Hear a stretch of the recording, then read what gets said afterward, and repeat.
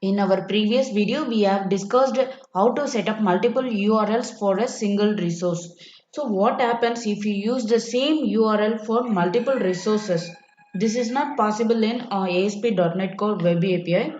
Okay, now let's copy this method with route and paste it below that. Now change the method name, get all student. Now change the URL. So I just remove the API only here. See here, route URL is same for these two methods. Okay, now save and run this application. Now copy this URL and append it here.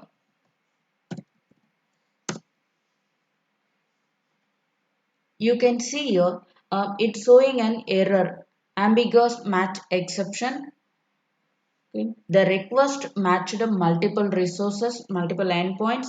This is because the application finds two resources for the same URL and gets confused who is going to handle the request. So it's throwing an error. We need to remember each resource must have a unique URL. Also, it is possible that a resource can have multiple URLs.